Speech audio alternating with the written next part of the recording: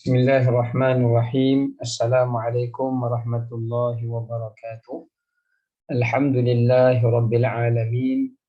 Wabihi nasta'in. Wassalatu wassalamu ala ashrafil mursalin.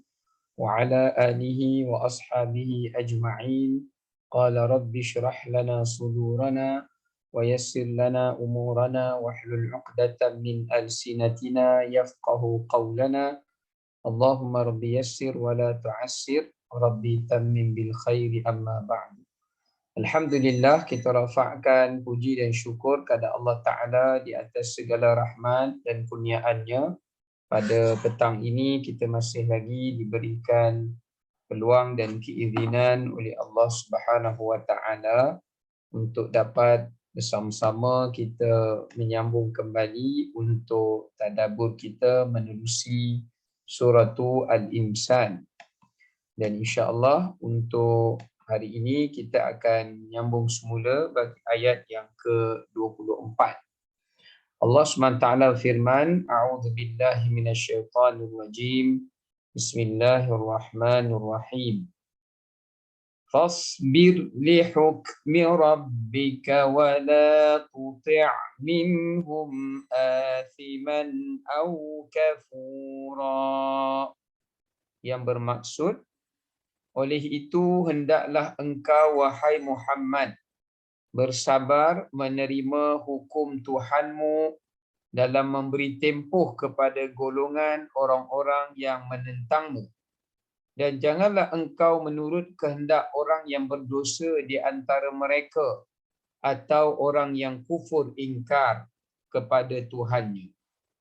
Baik, berdasarkan kepada ayat yang ke-24, setelah mana Allah Subhanahu wa Ta'ala menerangkan kepada kita bahawasanya Al-Quran ini adalah benar datangnya daripada Allah, dan Quran ini adalah merupakan wahyu daripada Allah yang Allah berikan dan turunkan kepada baginda Nabi SAW dengan secara beransur-ansur. Setelah itu Allah memerintahkan baginda Nabi SAW untuk baginda bersabar. Kita tafsir dulu ya. Pertama, bersabar terhadap bersabar dalam menerima Al-Quranul Karim.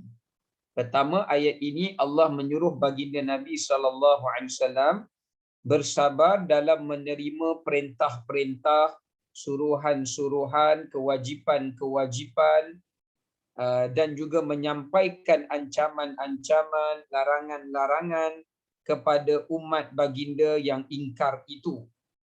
Jadi Allah suruh Nabi SAW bersabar dalam menerima Al-Quran, yakni dalam melaksanakan dan menyampaikan apa yang terkandung di dalam Al-Quran itu kepada umat baginda Nabi SAW yang pasti ada di antara mereka yang akan mengingkarinya atau menentangnya dan mengkufurinya. Maka Allah Ta'ala memerintahkan baginda untuk bersabar dalam menerima perintah Al-Quran tersebut. Yang kedua, Allah Ta'ala menyuruh baginda bersabar di atas ketentuan takdir Allah. Dalam tafsiran kedua yang disebut oleh Imam Al-Qurtubi, yang tadi itu dalam tafsiran Ibn Kathir, Imam Al-Qurtubi pula menyatakan, bersabarlah kamu wahai Rasulullah di atas ketetapan Allah terhadap dirimu. Apakah ketetapan itu? Ketetapan di mana Nabi SAW akan ditentang.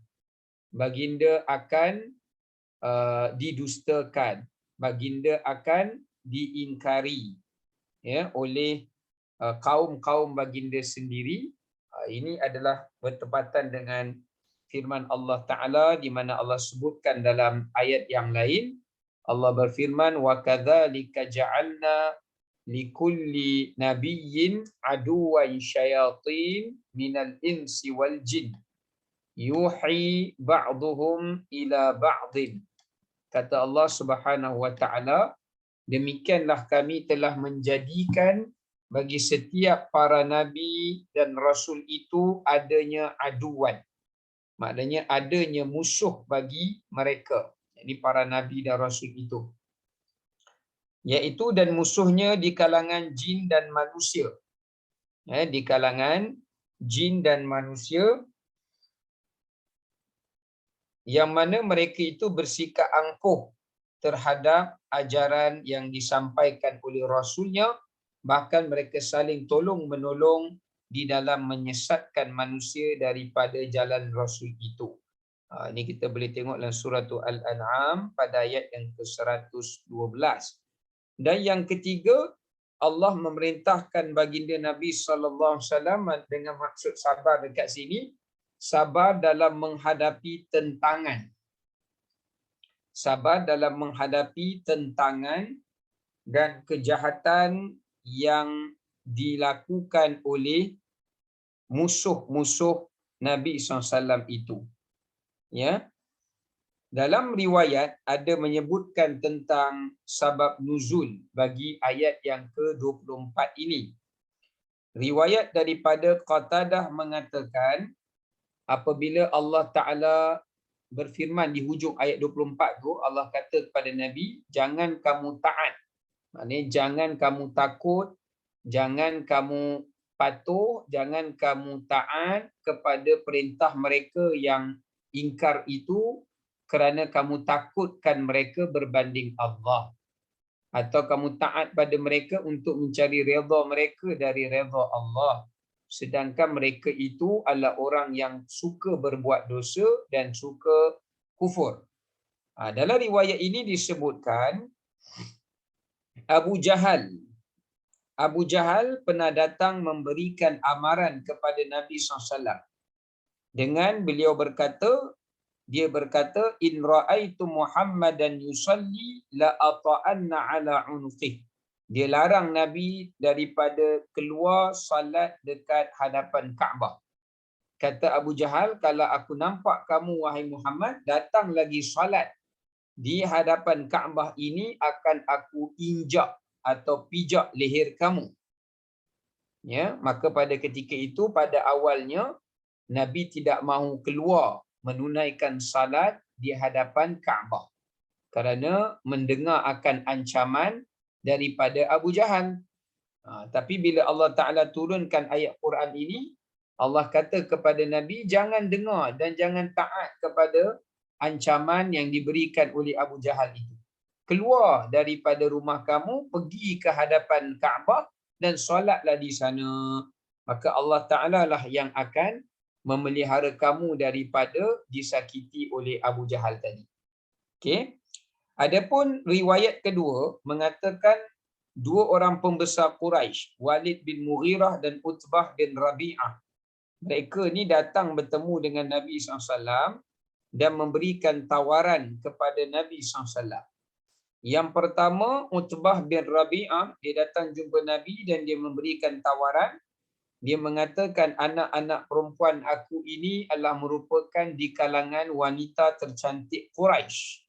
Maka jika engkau, wahai Muhammad, meninggalkan ajaran dakwah agamamu ini, akan aku kahwinkan engkau dengan salah seorang daripada anak perempuanku tanpa perlu membayar mahar. Maknanya FOC lah. Semua sponsored.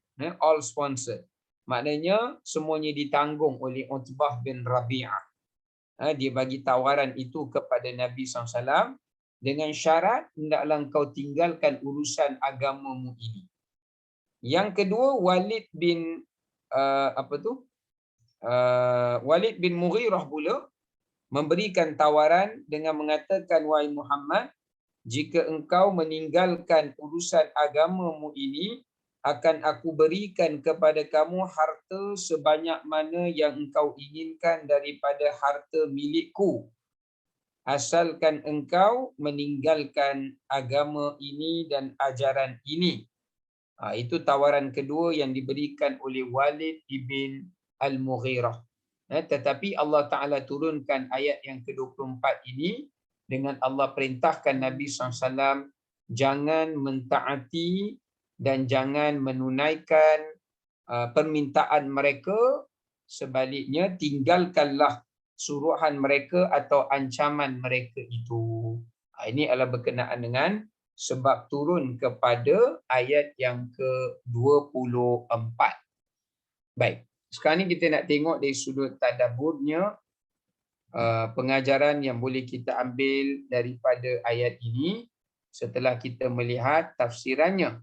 Yang pertama, bersabar dalam mentaati dan menjalankan ketetapan hukum Allah dan menyampaikan keterangan perintah Allah walaupun mendapat tentangan daripada manusia yang ingkar. Maka di sini menjelaskan pada kita satu pengajaran yang penting, iaitu dalam kita hendak menyempurnakan dan menunaikan dan melaksanakan perintah Allah, kita perlukan kesabaran. Kerana semua perkara yang Allah perintahkan daripada agama ini, baik suruhannya atau larangannya, tidak mampu untuk kita tunaikan dan sempurnakan perintah Allah itu, melainkan dengan melalui jalan sabar. Melainkan dengan melalui jalan sabar. Sebab tu kita lihat di dalam Al-Quran, Allah berfirman dalam suratul Baqarah, wasta'inu bis-sabri was-salah. Ketika Allah Ta'ala memberitahu kepada Nabi SAW dalam suratul Baqarah ayat 45, iaitu hanya ada dua perkara yang dapat meringankan bebanan kamu dalam melaksanakan dan menyempurnakan perintah Allah. Yang pertama, bila kamu menjadikan sabar itu adalah sebagai alat untuk kamu menyempurnakan perintah Allah.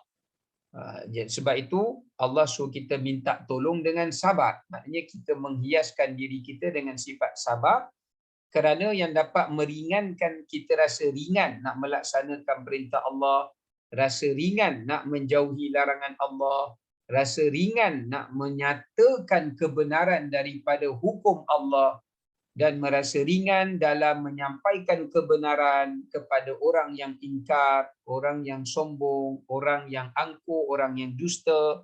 Dia akan jadi ringan bila kita menerapkan dalam jiwa kita ketika melaksanakan perintah itu dengan sifat sabar. Ya, dengan sifat sabar. Sebab itu kita lihat kat sini, para ulama telah pun membahagikan tingkatan atau darjat kesabaran itu kepada beberapa bentuk kesabaran, yang mana disebutkan oleh para ulama adanya di sana tingkatan-tingkatan kesabaran. Yang pertama disebutkan adalah as-sabru ala al-bala, bersabar di dalam menghadapi ujian dan musibah. Ini apa jua bentuk jenis ujian dan musibah. Jadi kita perlu meringankan berat musibah itu adalah dengan sifat sabar. Ya, sebab itu hanya orang yang bersabar saja akan dapat menghadapi ujian daripada Allah. Sebab itu kan kita dah baca tadi, Allah suruh Nabi sabar, antaranya sabar terhadap tentangan daripada pihak orang-orang yang memusuhi Nabi. Ini sabar yang jenis pertama. Yang kedua, as-sabru ala ta'ah, bersabar dalam melaksanakan perintah dan ketaatan kepada Allah. Kerana setiap kebaikan pasti akan ada tentangan, pasti akan ada halangan, pasti ada permusuhan atau halangan yang orang yang menghalanginya. Dan yang ketiga, sabar di atas kemaksiatan. Hanya sabar menahan diri daripada berbuat zalim, menahan diri daripada berbuat kemungkaran, menahan diri daripada berbuat kekufuran dan sebagainya. Maka ini juga memerlukan pada sabar.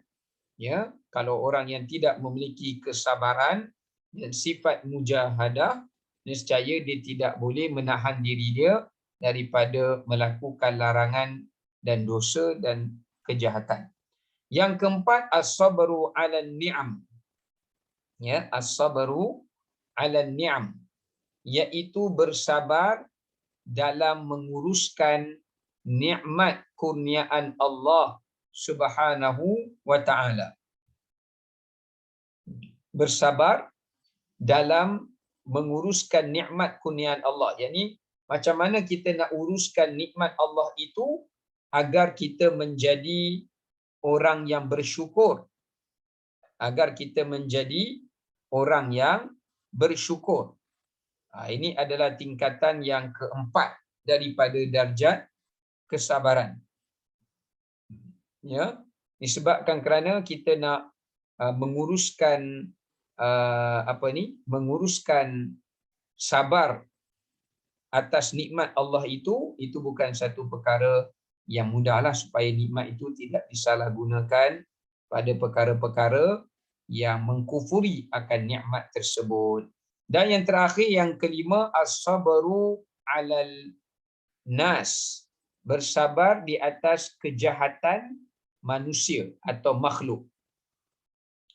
Ini adalah tingkatan yang kelima, jenis yang kelima daripada jenis kesabaran, iaitu kita nak bersabar menghadapi ragam manusia, perangai manusia, permusuhan manusia, kebencian manusia, kezaliman manusia dan sebagainya. Yang ini juga berhajat kepada jenis sabar yang kelima. Jadi semua ada 5 jenis tingkatan ataupun pembahagian kesabaran ini. Baik. Itu yang pertama. Yang kedua, kita boleh lihat kat sini redha dan tabah dalam menerima ketentuan, ujian, permusuhan dan pertentangan serta kezaliman orang kafir dan musuh.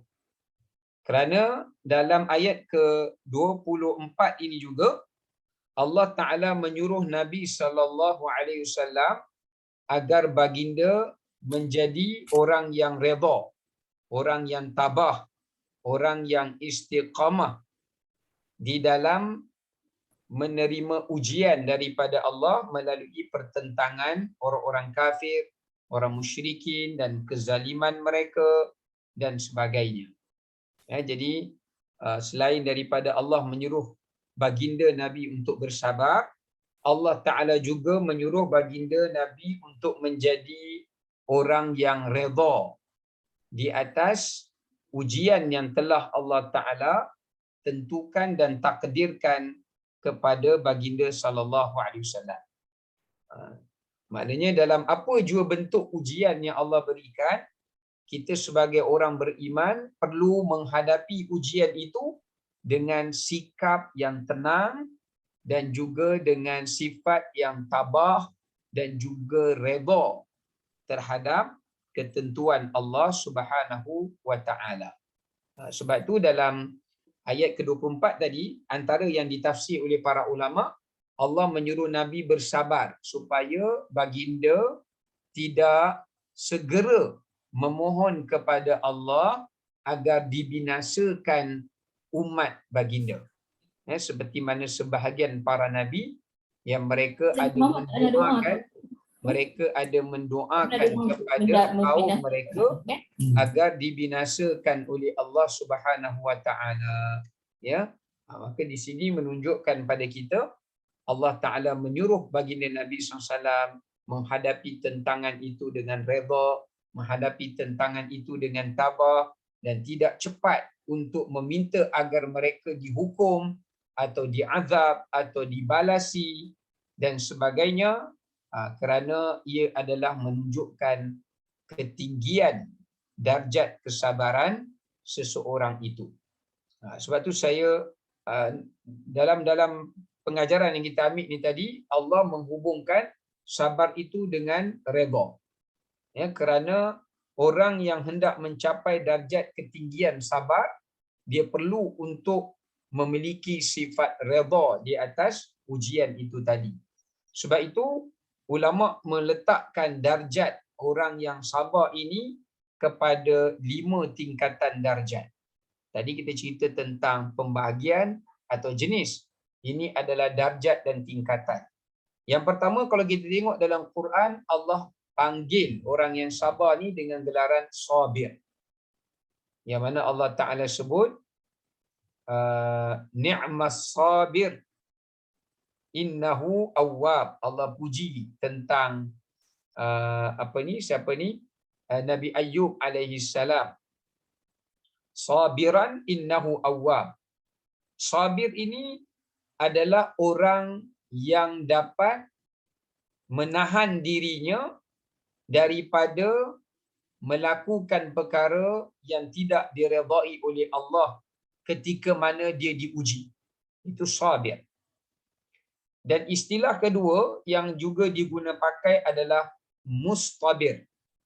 Tadi sabir, yang kedua ni mustabir.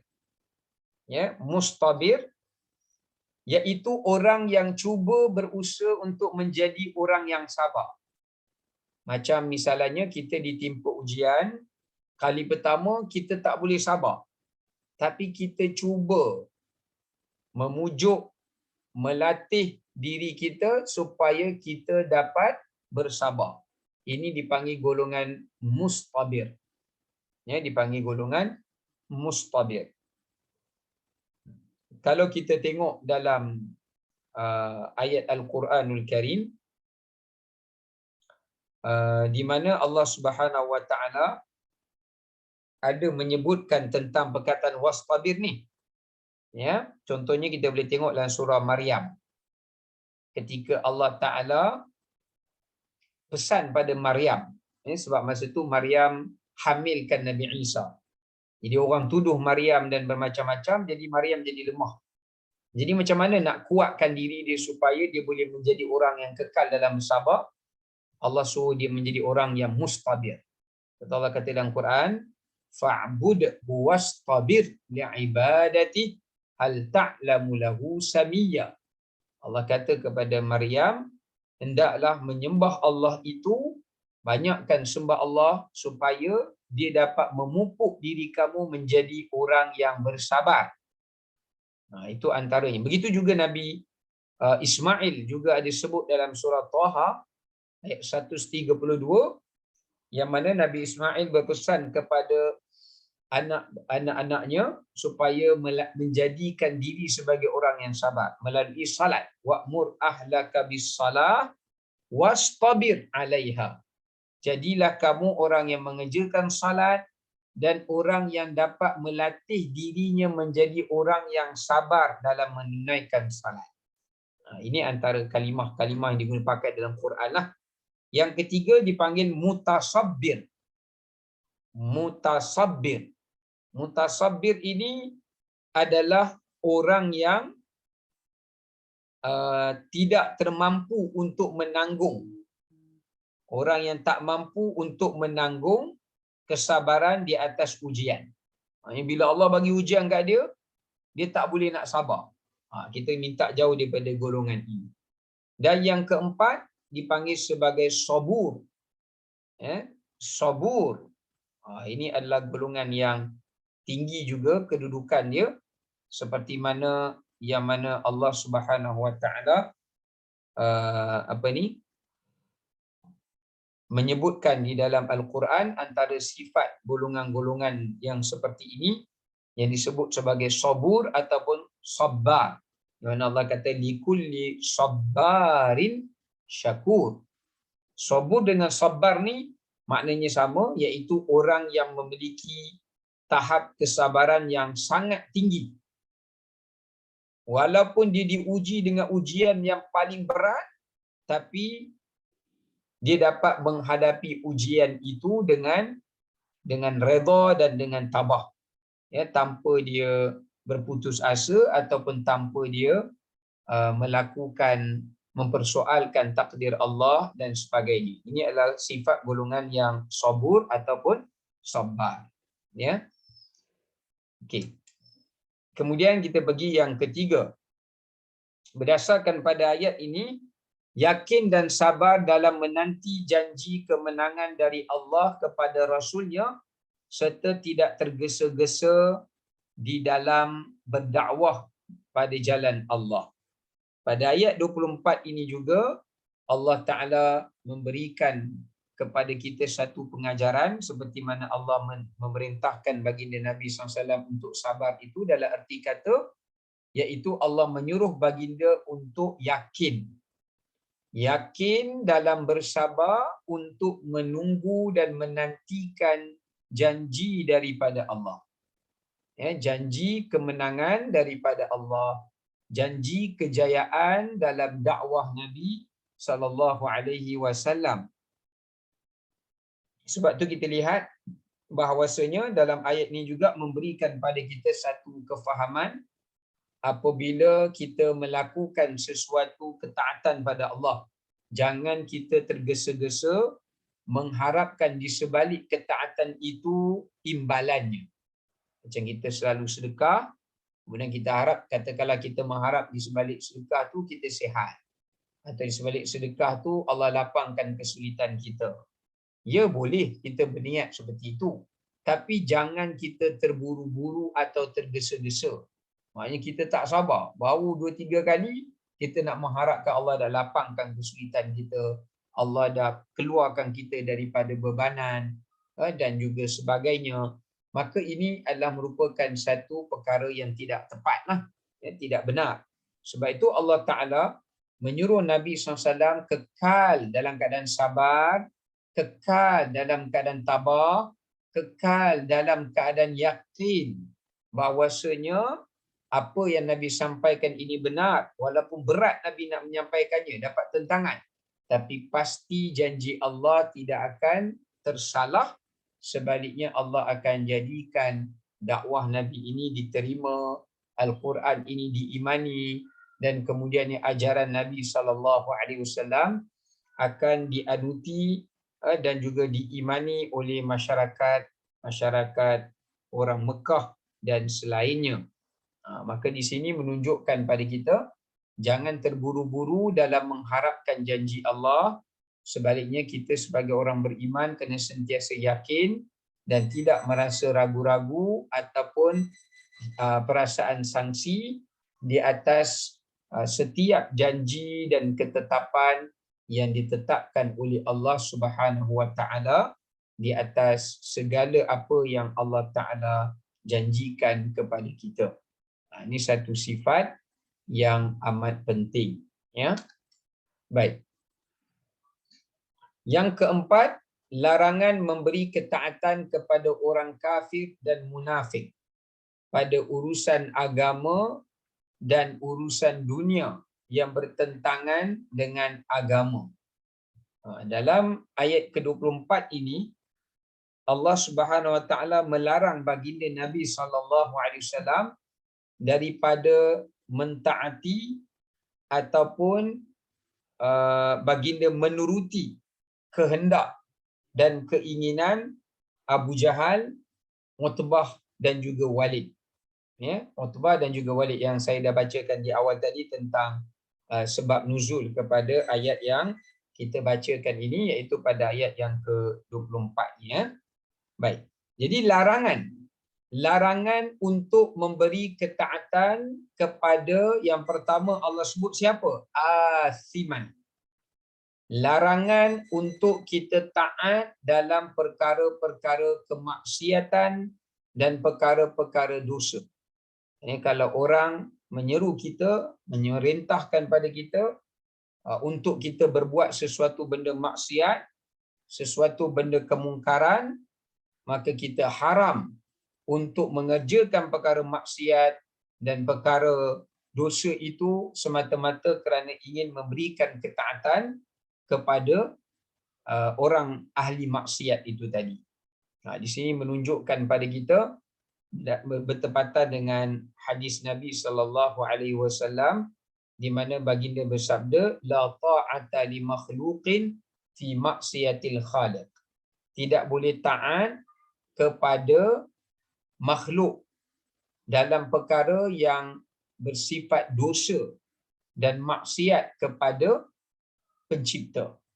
Jadi tak boleh kita taat pada sesiapa pun dalam perkara-perkara yang berkaitan dengan menyelisihi perintah Allah dan menyelisihi perintah baginda Nabi SAW.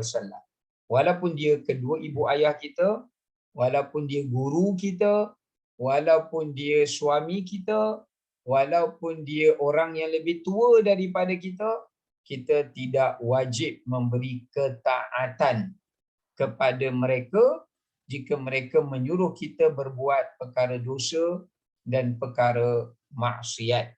Termasuklah yang kedua, Allah sifatkan kafura, ataupun jika mereka menyuruh kita untuk berbuat pada perkara-perkara yang kufur. Sebab itu dalam surah surah Luqman, Allah Ta'ala sebut jelas, wa in jahadaka ala an tusyrika bi ma laysa laka bihi ilmun fala tuti'huma. Kata Allah Ta'ala, jika kedua mak dan ayah kamu menyuruh kamu untuk mensyirikkan Allah Subhanahu wa Ta'ala, ini keluar daripada agama, kufur daripada agama, fala tuti'huma. Janganlah kamu mentaati mereka berdua.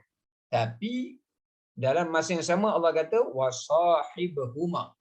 Hendaklah kamu jaga hubungan dalam memberikan khidmat, memberikan bakti, layanan, itu berjalan seperti biasa. Tetapi untuk taat kepada mak ayah, supaya kita tukar agama, supaya kita keluar pada agama, supaya kita langgar perintah Allah, langgar larangan Allah, itu tidak wajib. Sebaliknya, kalau dia tetap memberi ketaatan itu hingga melanggari perintah Allah, maka ia adalah merupakan dosa yang besar. Bahkan ulama mengatakan sebahagiannya dia boleh membawa kepada syirik, kerana kita taat kepada makhluk melebihi ketaatan kita kepada Allah, seperti mana yang telah dibuat oleh golongan ahli kitab, di mana mereka memberikan ketaatan kepada rahib-rahib, pendeta-pendeta, rabai-rabai mereka itu lebih daripada mereka memberi ketaatan kepada Allah Ta'ala dan juga Rasulnya. Jadi kat sini kita kena jelas bahawasanya tak boleh kita mentaati orang yang kafir atau orang yang jelas kemunafikannya dalam urusan agama. Ya, kalau mereka suruh kita menggadaikan agama, dasar agama, prinsip agama, tak boleh. Begitu juga dalam urusan dunia, jika dalam perkara urusan dunia tu jelas bertentangan dengan ketetapan hukum-hukum syarak. Ya, maknanya kat sini tak kiralah siapalah, sama ada orang kafir atau orang munafik, hatta kalau memberi ketaatan pada orang Islam, tapi kalau dia menyuruh kepada perkara maksiat atau perkara kekufuran, maka dilarang kita untuk mentaatinya. Kemudian yang kelima, menunjukkan pada kita haram patuh dan taat pada pemimpin serta bertolongan pada perkara dosa dan maksiat serta kufur. Ini lebih kuranglah macam yang saya uraikan pada perkara yang keempat itu tadi. Kerana para ulama mengatakan ketaatan kepada makhluk namanya adalah ketaatan yang terhad, terbatas. Dipanggil ketaatan yang taqyid, yang muqayyad. Tapi ketaatan pada Allah Ta'ala dan Rasul itu adalah ketaatan yang mutlak. Maknanya yang absolute, yang umum, yang bebas. Ya, tak terikat dengan apa-apa syarat. Ya, jadi ketaatan pada Allah dan Rasul adalah ketaatan yang mutlak. Maksudnya kita wajib taat apa saja yang datang daripada Allah dan apa saja yang datang daripada Rasulullah SAW, sama ada perkara itu logik dari sudut rasional kita ataupun tidak. Ya, sama ada benda itu benda yang dapat dicapai oleh akal ataupun tidak. Tapi ketaatan, namun ketaatan kepada makhluk, ya, sebaliknya ketaatan kepada makhluk adalah merupakan ketaatan yang terbatas. Ketaatan yang terbatas. Di mana ketaatan pada makhluk ini, dia hanya wajib untuk ditaati dan diikuti. Ditaati dan diikuti jika sekiranya ketaatan itu bertepatan dengan ketaatan kepada Allah dan ketaatan kepada Rasul. Ya, kalau kita taat kepada seseorang kerana ketaatannya itu bertepatan dengan kita menyempurnakan perintah Allah dan menyempurnakan perintah Rasul, maka baru kita boleh taat kepadanya, kepada manusia itu. Baik. Sekarang ni kita masuk pada ayat yang ke-25. Allah Subhanahu wa taala berfirman, "Wadhkur isma rabbika bukratan wa asila." Kata Allah Subhanahu wa taala, dan sebutlah dengan lidah atau dengan hati akan nama Tuhanmu di dalam dan di luar solat pada waktu pagi dan pada waktu petang. Baik, setelah mana Allah memerintahkan Nabi SAW untuk baginda bersabar dalam melaksanakan perintah Allah, menyampaikan dakwah, menyampaikan kebenaran Al-Quran, dan jangan sesekali tunduk dan taat ataupun akur kepada keinginan orang-orang yang menyuruh kepada dosa dan maksiat atau yang menyuruh kepada kekufuran, maka Allah ajar Nabi SAW apakah elemen-elemen ataupun perkara-perkara, bahan-bahan, ramuan-ramuan yang membantu Nabi SAW untuk Nabi kekal dalam keadaan bersabar. Kekal dalam keadaan bersabar. Sebab kalau Rasulullah SAW tak apalah iman Nabi itu, kata para ulama, sentiasa naik, tak turun. Tapi masalah kita ni, yang iman sekejap naik, sekejap turun, banyak turun daripada naik, maka ini memerlukan kepada apakah elemen ataupun alat ataupun ramuan yang membantu kita untuk kita kekal di dalam kesabaran, dalam ketaatan kepada Allah Subhanahu wa taala. Jadi ini disambung pada ayat yang ke-25. Sebab ayat 24 tadi Allah dah bagi kepada kita satu pengajaran yang jelas, iaitu pentingnya menjadi orang yang bersabar, kerana sabar dapat membantu kita menghadapi bermacam-macam ujian, halangan, cubaan, dugaan, dan juga memelihara perintah Allah. Kemudian Allah Ta'ala menyuruh kita juga supaya jangan mentaati orang-orang yang mengajak kepada maksiat dan mengajak kepada kekufuran. Dan jangan terjebak dengan perkara dosa, dan jangan terjebak kepada perkara yang menjatuhkan kita kepada kufur semata-mata kerana kita hendak mencari redha seseorang manusia ataupun seseorang itu. Ya? Baik. Okay, kita tengok terjemahan daripada ayat 25. Allah menyatakan, dan sebutlah dengan lidah atau dengan hati kamu akan nama Tuhanmu di dalam dan di luar salat pada waktu pagi dan pada waktu petang. Okay. Kalau kita lihat dari sudut tafsir terlebih dahulu, secara ringkasnya, dalam tafsir menjelaskan kepada kita di sini, Allah Ta'ala memerintahkan Nabi SAW untuk menjadikan tanggungjawab Nabi itu ringan dan untuk menjadikan baginda sentiasa kuat dan tabah, kekal istiqamah dalam bersabar, dalam menyampaikan Al-Quran dan dalam menghadapi tentangan daripada orang-orang yang ingkar.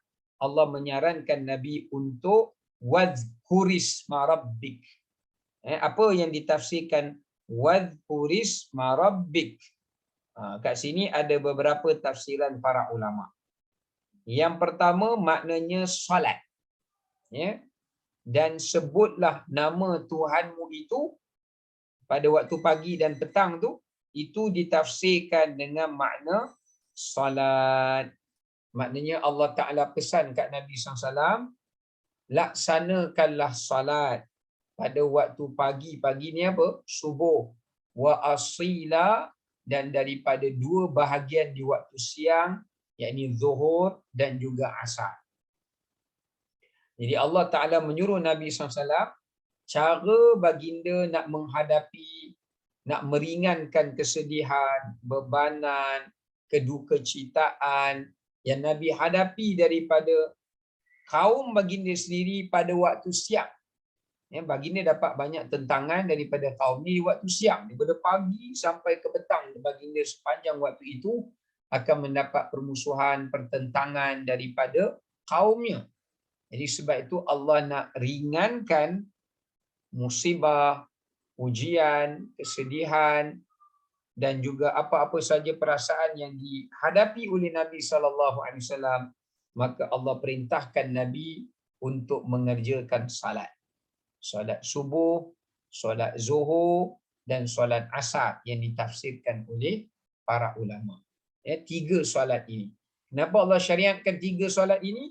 Subuh, zuhur dan asar, kerana dia adalah merupakan waktu untuk kita mengadu dan meminta tolong dan meminta permohonan daripada Allah Subhanahu Wa Taala agar Allah Taala mempermudahkan urusan harian kita dan Allah membantu kita daripada sebarang kesulitan ataupun halangan ataupun tentangan ataupun permusuhan daripada manusia-manusia yang lain terhadap diri kita. Sebab itulah Allah Ta'ala menyuruh Nabi SAW untuk mengerjakan salat daripada salat fardu tersebut. Baik. Yang kedua ditafsirkan wadhkurisma rabbik, maknanya adalah banyakkanlah kamu berzikir mengingati Allah pada waktu pagi dan petang. Jadi selepas subuh dan sesudah asar. Itu tafsiran kedua. Yang disebutkan oleh Imam Al-Baghawi. Maka di sini menunjukkan selain daripada salat, antara elemen yang dapat meringankan, mententeramkan hati kita, menambahkan keyakinan kita kepada Allah di atas ujian yang menimpa ke atas kita adalah memperbanyakkan doa. Wadhkurisma rabbik ni ada ulama tafsirkan dengan makna doa atau dengan makna zikir, zikrullah.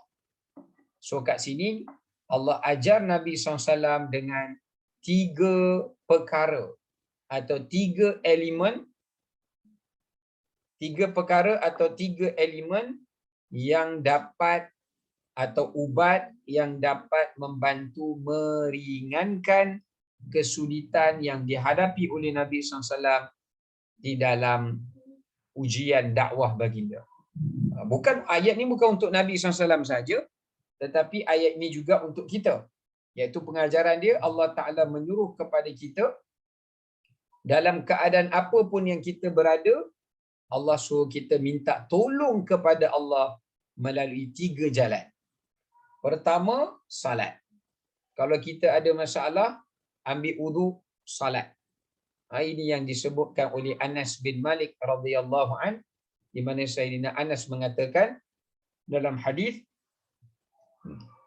kana Rasulullah sallallahu alaihi wasallam idza hazabahu amrun aw syai'un shalla rak'atain. Nabi sallallahu alaihi wasallam bila baginda berhadapan dengan apa-apa saja masalah, ujian, halangan, rintangan dan sebagainya, maka baginda akan mengambil wuduk dan baginda akan mengerjakan solat 2 rakaat. Ya, baginda akan mengerjakan solat 2 rakaat. Maka di sini jelas menunjukkan kepada kita bahawasanya Allah dah nyatakan dalam Quran dan surah Baqarah sebelum ni yang saya bacakan, wasta'inu bis-sabri was-salah. Kata Allah Ta'ala, minta tolonglah kamu dalam nak sabar berbuat baik. Minta tolonglah dalam bersabar nak tinggal kemungkaran. Minta tolonglah dalam bersabar nak menguruskan nikmat Allah. Minta tolonglah dalam bersabar nak menghadapi musibah dan ujian Allah. Minta tolonglah dalam bersabar menghadapi kejahatan manusia. Kelima-lima masalah yang kita hadapi ni, Allah Ta'ala suruh kita ringankan ujian itu pertama dengan salat. Bukan sekadar kita mengadu pada Allah pada salat fardu, tapi kita juga diperintahkan untuk mengadu kepada Allah, mencari kekuatan itu melalui salat sunat. Melalui salat sunat.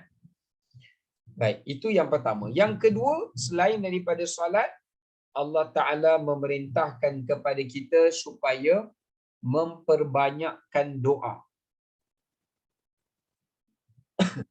Allah Ta'ala memerintahkan pada kita supaya memperbanyakkan doa.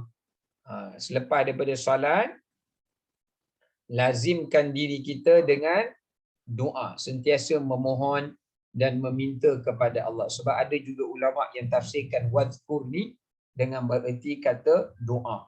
Mintalah doa kepada Allah. Sebab tu kita tengok banyak doa Nabi SAW yang Nabi mengadu kepada Allah apabila baginda Rasulullah SAW mendapat halangan atau tentangan ataupun ujian daripada permusuhan kaum-kaum baginda sallallahu alaihi wasallam.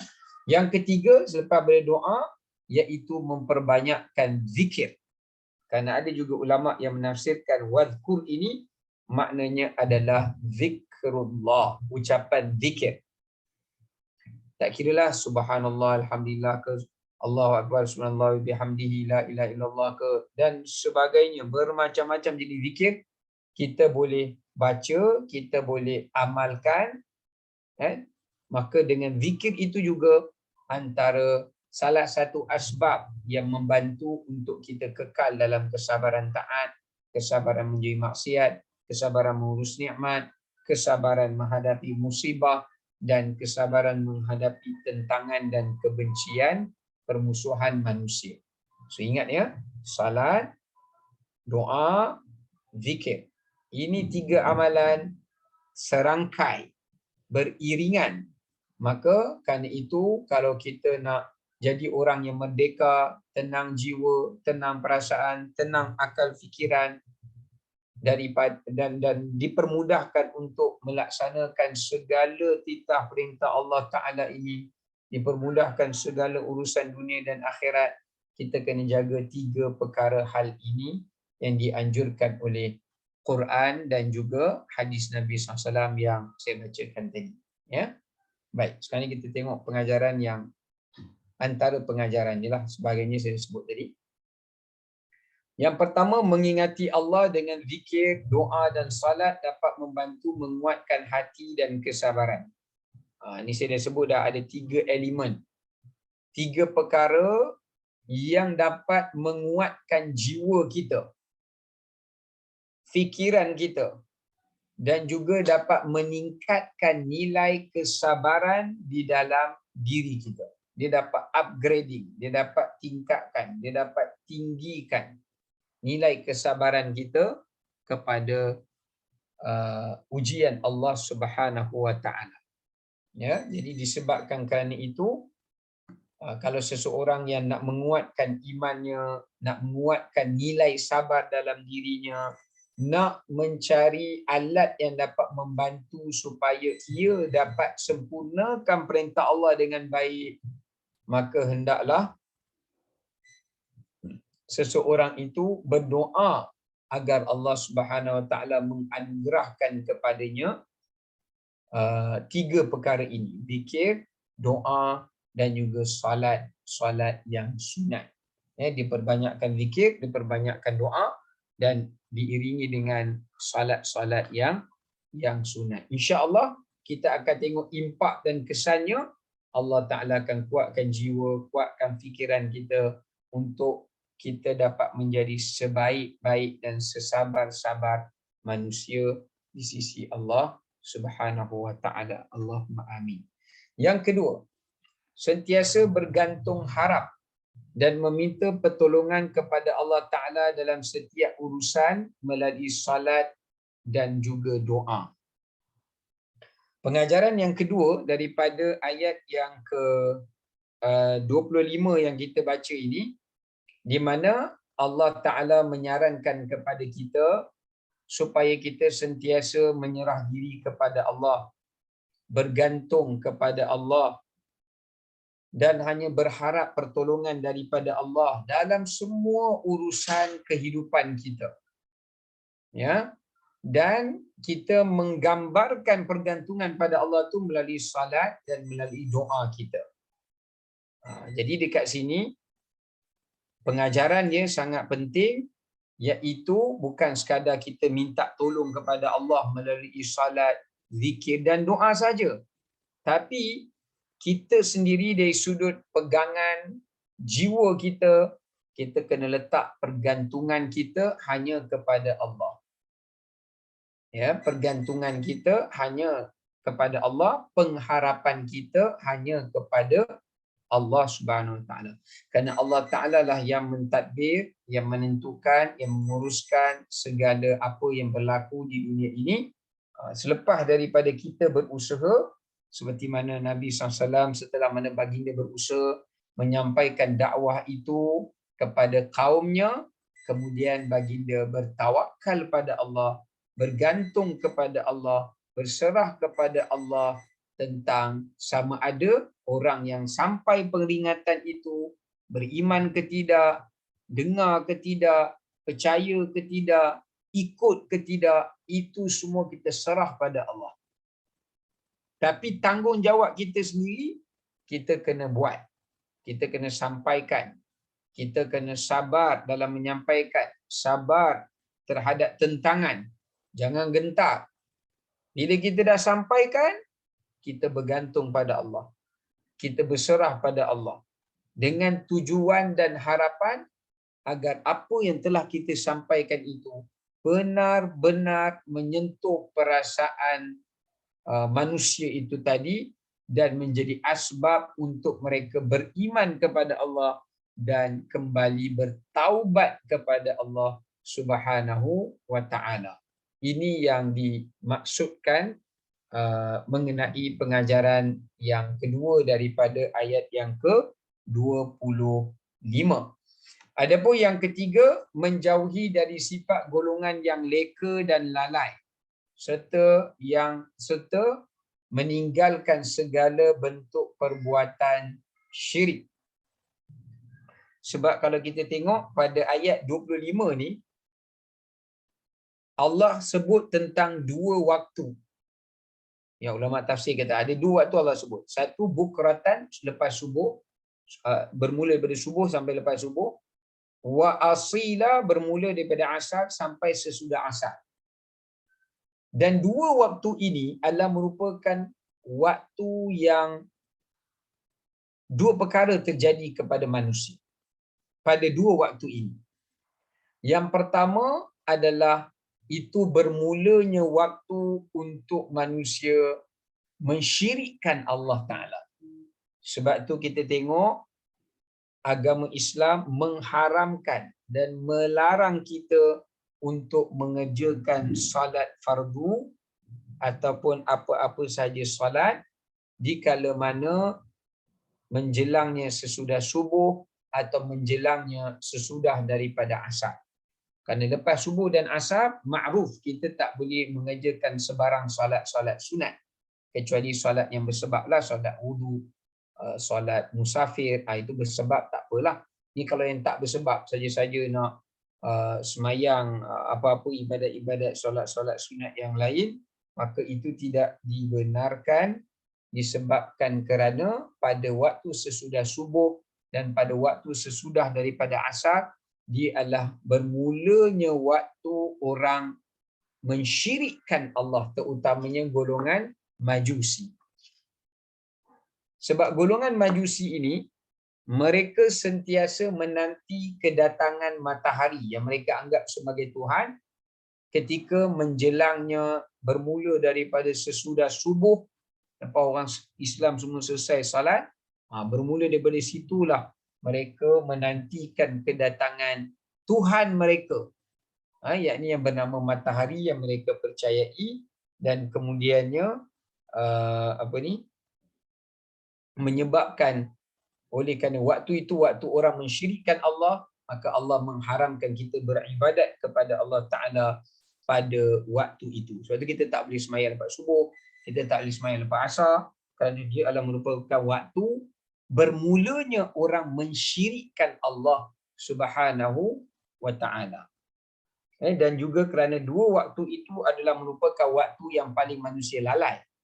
Subuh dan lepas subuh orang tidur, lalai. Tidur termasuk daripada kelalaian.